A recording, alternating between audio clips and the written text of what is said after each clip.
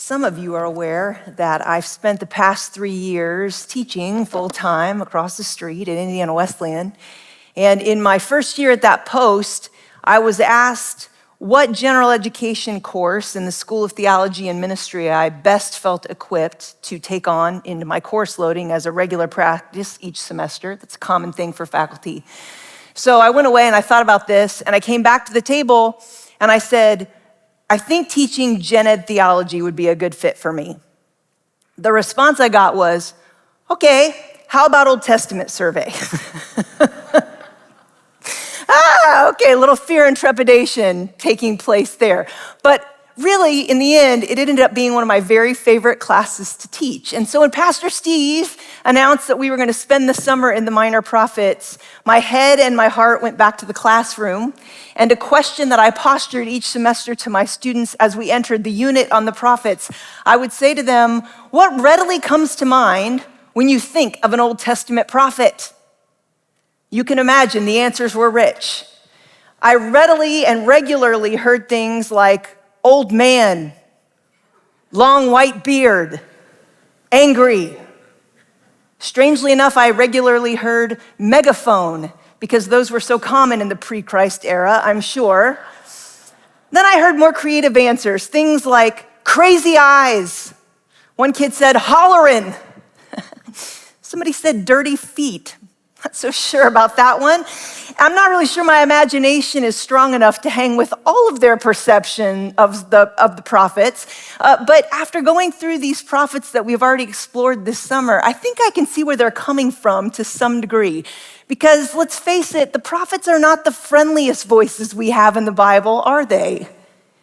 Don't get me wrong, I kind of resonate with a tough love mentality in general. I don't know if this is because I'm a Gen Xer, and so many of us were latchkey kids who had to have a suck it up and do it yourself attitude much of the time, or because I've spent a lot of my life invested in athletics, where you just learn quickly that you have to put in the hard work if you want to see results.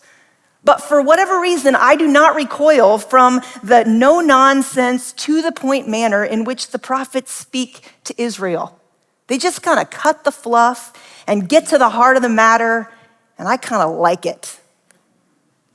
But then we get to the end of the Old Testament, and there's Zechariah. Now, a few of you are too young to remember this, I realize, but when I was a kid, there was this recurring bit on Sesame Street where 4 images would come up on the screen. And this song would start to play in the background where we would be asked, which of these things just doesn't belong here?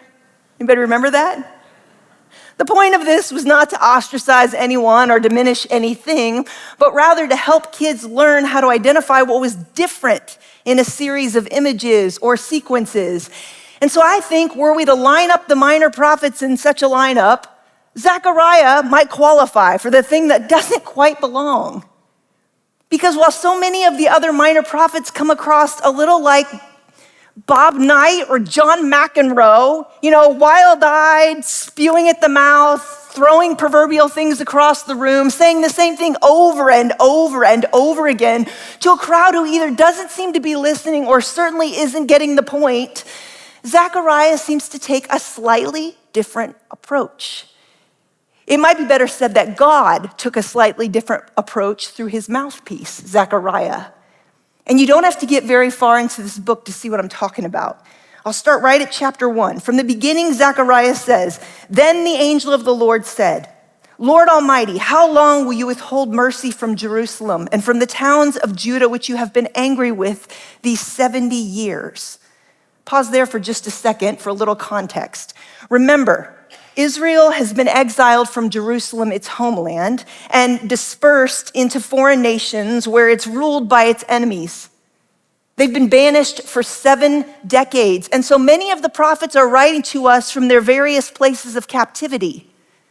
But Zechariah is one of the Israelites who has been allowed to return back to Judea along with a group that's led by Zerubbabel.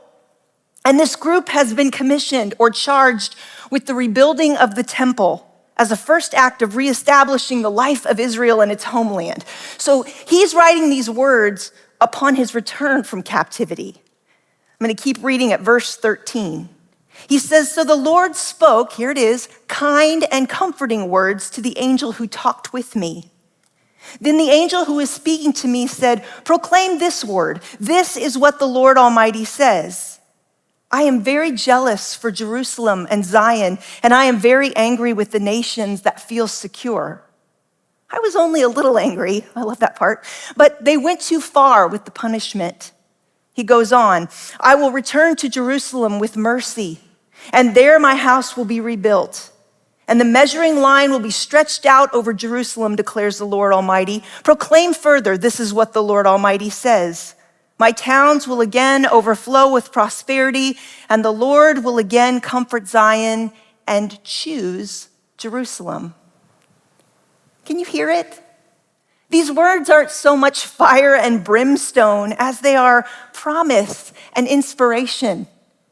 When I read Zechariah, I don't think so much Dr. Doom as I think of Mr. Rogers. It's an interesting comparison. He's not so much a disciplinarian and a hollerer, as my student would say, but I see him as more of a cheerleader and an exhorter. And so appropriately, in the lineup of minor prophets, Zechariah historically has often been known as the prophet of hope. Prophet of hope. What a great title to have, right? What a great role to be tapped to play. Because it's in the midst of a group of people who have experienced the complete devastation and destruction of their homeland, people who have been exiled for 70 years and who now find themselves trying to rebuild the centerpiece of their religious community, only to be met with unreal obstacles and challenge in doing so. Well, who wouldn't want to be the positive Polly to that group? Let's face it, no matter the tone of your message, being a prophet was not for the faint of heart. We had guys like Zephaniah and Haggai and Amos and Malachi, and they had these difficult messages of God's judgment and wrath to deliver. But I guess I wonder if after a while, like say 70 years, they might have started to look around at themselves and their situation and started to say, okay, well, we made our bed, so here we are lying in it. But Zechariah is this guy in the middle of people who, yeah, they were banished, but then they were told, come on home. They were commissioned by God to rebuild the center of Israel's religious life, the temple, and then immediately, bam, met with obstacles that we cannot imagine. So many obstacles, in fact, that we're told that they just stopped building for 20 years. They got the foundation laid and then went, we're out of here. The obstacles are too great. There is too much oppression coming from our enemies here. And amidst all that, Zechariah is told to tell these people, take heart, guys, chins up, have hope. I kind of started to wonder if Zechariah had the hardest task of all of the prophets. Because having hope, let alone spreading hope in the midst of adversity and despair and waiting, as we considered last week, is really, really hard work. Why is that so? Why? I mean, isn't it in the darkest moments of our lives when we should cling most desperately to hope? I can't tell you how many times I've stood at a bedside in the hospital or in a courtroom or at a casket and thought to myself, I have no idea how people do this without the hope of Jesus Christ. I really don't. And yet it seems that it's most often in our darkest moments we are most prone to forget our hope, to allow our current circumstances and situations to crush us, to overwhelm us. Hardship threatens hope, to be sure. And Zechariah's audience was certainly no stranger to hardship by this point in the story. Because with each year of Israel's exile, the brilliance of hope's light had unquestionably diminished as generation after generation must have grown deeper and deeper into wondering if their forefathers' offenses against God had left them in a place where they had been forgotten, forsaken by the Almighty, Everything around them would have testified to this fear decade after decade. And this is what Zechariah was called to speak into, to remind these people that hope is not rooted in situation or circumstance. And I think that is why hope is so difficult, why it's such hard work. I confess to you that this has grown increasingly difficult for me in recent years. Hope has become increasingly difficult for me. I don't know if it's my personality or if it's something I've learned along the way, but I'm prone to worry. I worry about things that are mine to own. I worry about things that are yours to own. I'm a good worrier. But in 2019, I had grown so overcome and heavy with fear and despair for our world and our culture that I made this radical decision. I just decided I was turning off all media outlets altogether. I'm talking everything here. I got rid of social media. No newspapers came into my line of sight. I turned off the radio, no television broadcasts, all of it gone. And I went so far as to replace the time in my life when I might have otherwise had the news broadcast on in the background, like when you're cooking dinner, you're folding laundry, and you just have it going. Well, I put on an old 2000s political drama instead in the background. I just played it over and over again so it would fill that space. The problem was that I soon became out of touch with reality. And this all became evident one night at the dinner table when my family decided to start talking about some current event. I decided I would chime in. After I'd made my contribution to the conversation, politely, one of my kids said, Mom, what are you talking about? Because I began confusing the characters and the situation from the television show with reality. I was doing it very naturally, I might add, and it suddenly became very obvious that I had a problem, a hope problem. I had grown incapable of lifting my eyes beyond the immediate circumstances and surroundings of this world that I was living in to the promises of the God that I professed I believed in. I'd lost hope. And so I created this alternative insular cocoon for myself where little effort was required of me offensively because I just defensively built a fortress around myself where I never had to lift my gaze beyond the immediate. I was ignoring reality altogether. And as ridiculous as that scenario might sound, it was really jarring to me. And it launched me into this journey of restoring my understanding that hope requires me to trust that God is who God says he is and not allow myself to be overtaken by life's immediate circumstances, but to keep my eyes fixed on what God has promised will be. I think Zechariah was sent to prophesy to a bunch of people who also had a hope problem. After 70 years of exile, and now in the midst of trials and obstacles standing in the way of their making any progress on this hoped-for rebuild of their homeland, he says to them, "Shout and rejoice, O beautiful Jerusalem, for I am coming to live among you. Many nations will join themselves to the Lord on that day, and they too will be my people. I will live among you, and you will know that the Lord of heaven's army sent me to you. The land of Judah will be the Lord's special possession in the Holy Land, and he will once again choose Jerusalem to be his own city. Be silent before the Lord, all humanity, for he is springing into action from his holy dwelling." Each of us in this room today is on a different journey related to hardship and adversity and waiting. I'm well aware, and I don't presume here that my journey is the same as yours. But I do think that Zechariah's words remind us that hope is far more than wishful thinking. It's rooted in the nature and character of our God. It's what sustains us in the midst of exile and hardship. Hope propels us there, away from here, to a promised future that's rooted in our trustworthy and faithful God. And so as we commit ourselves to look beyond the here and now to this promise of where God is leading, I think another reason why hope can be so difficult is that as humans, We want to control the pathway or the method by which we arrive at God's preferred future. Any other control freaks out there? This hope-related issue gets addressed when Zechariah confronts the two leaders of the temple rebuilding projects. Their names are Jeshua and Zerubbabel. And these guys are classic implementers because they've been given a vision of what was supposed to happen. They're to restore the glory of Israel, the temple, the place where God will dwell amongst his chosen people. And gosh golly, they're gonna bring this to fruition. They're gonna get it done. I love these guys. Because nothing says awesome in my mind than people who take initiative and get it done. And these are people who are really a reflection of us, right? Jeshua is a priest.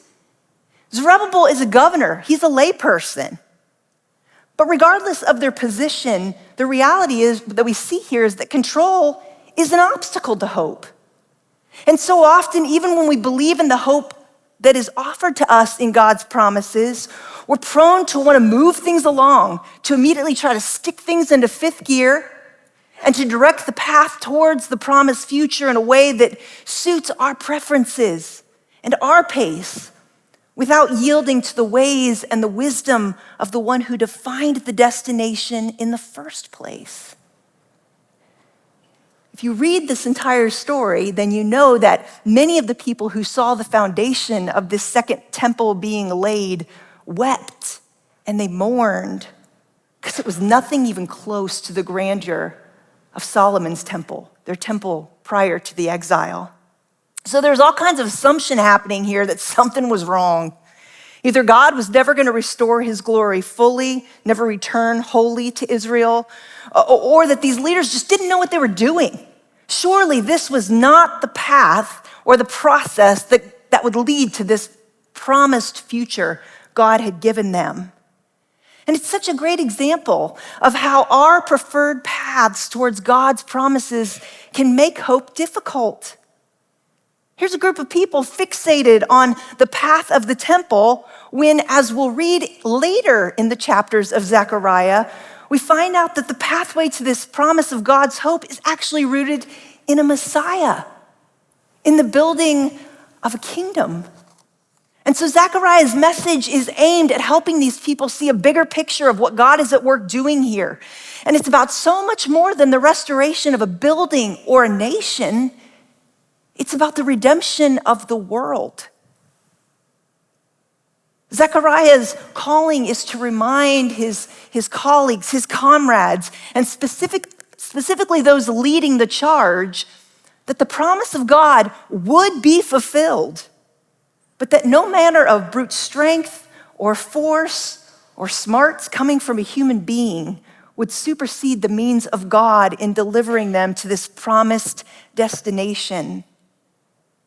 Not by force, not by strength, but by my spirit, says the Lord of heaven's armies. Hope requires patience, and it requires trust that while the path of God may not seem logical or preferred to us in our immediate circumstances, it is trustworthy and it is wise and it is ultimately designed for our benefit, even when it doesn't match our own quick, comfortable, preferred, rational roadmap. I'll offer you one more reason why I think hope is so challenging. And for me, I think this is the hardest reason to swallow. It's because I forget the promises of God. It sounds pretty simple, but I wonder if it's one of the most important aspects of Zechariah's calling. It's one of the reasons that he was supposed to share this message of hope to Israel. He wasn't only to give it to them in their moments of crisis and need, but on the daily. And as I've read and reread this book in the last couple of weeks, I've reflected quite a bit on how often I really only do the hard work of hope in times of difficulty. Only in times of trial am I really diligent about putting forth the effort towards lifting my gaze beyond the immediate and setting my focus on the hope of God in a disciplined way. And it got me thinking, would this become more natural, more of an extension of my soul, were I to discipline myself to truly spend time focused on God's promises and the hope of what he has assured me will be true, not only in my moments of trial and need, but on the days when my life seems pretty great.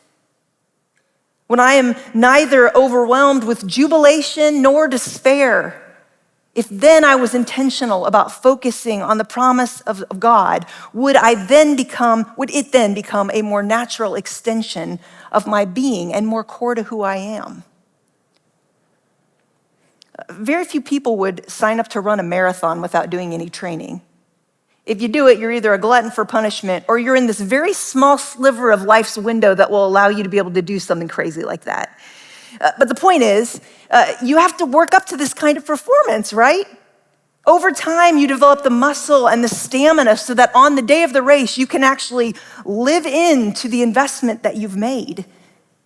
This is not rocket science. Hope is like a muscle. And so we have to intentionally seek to develop it to perform in certain key moments. But this takes time and discipline and practice. Engaging hope not only in times of crisis, but in each and every day of our lives. So the question becomes, how do we do that? Well, something like 500 or 600 years after Zechariah offered his prophecy of hope, the Apostle Peter penned a letter of hope to the New Testament church. Both of these guys, these encouragers, faced the same challenge. That is that hope is really hard work. But just as hope was central to Zechariah's message to Israel, it remains central to followers of Jesus after his death and resurrection, and it's central to our faith as Christians living in this world today. And so Peter helps us understand a bit of what hope requires of us. For starters, he tells us that hope requires faith. Pastor Steve talked about this last week.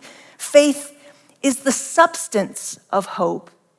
And so Peter writes, in God's great mercy, he has given us new birth into a living hope through the resurrection of Jesus Christ from the dead and into an inheritance that can never perish, spoil, or fade.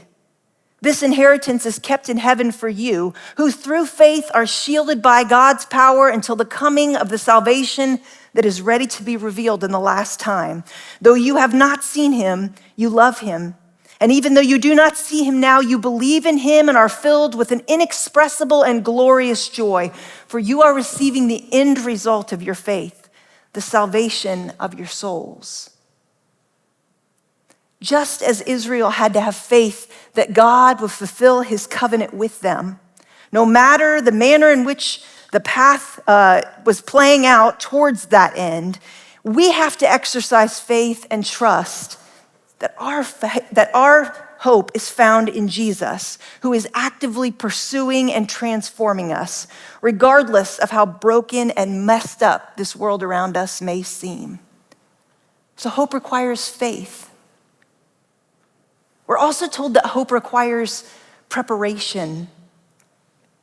Peter, like Zechariah, encouraged the church to be alert, to be ready, because again, the path that God will lead us on towards the promised future likely will not be instinctive.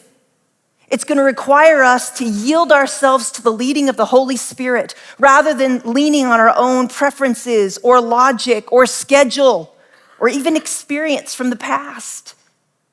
And the kind of preparation that Peter is talking about here is much like the building of the temple. It's anything but passive. It's active preparation. The word for alert here in the Greek literally refers to physical preparation. So Peter calls us to stay on the balls of our feet, leaned in, ready for whatever next step God may call us to, no matter how challenging or how difficult it may seem. Trusting, hoping that God is moving us towards his promised future. Thirdly, Peter tells us that hope requires participation. It's a fun fact for all the word nerds in the room. That word hope in English is connected to the word hop, which means to leap in expectation. So hope is an expectant leap forward. It requires our involvement. It's not us waiting around for God to take action. And one time Tim Keller addressed this active nature of hope. He said that Christian hope moves toward the pain and suffering in the world. It compels us towards love, as Peter describes here, towards the places and the spaces in this world where we see dissonance between our immediate surroundings and what we believe is true of God's kingdom. Hope involves us, it enacts us in the part of the Lord's Prayer where we say, on earth as it is in heaven, in bringing forth God's promised future here, now, today. And in this way, hope becomes less of a noun and more of a verb. It's active in the sense that it requires our faith, our attentiveness or our alertness, and our action, our participation. And it's in engaging these aspects of hope that we live into the will of God, the promises of God, emulating Jesus Christ, who Peter tells us is our living hope.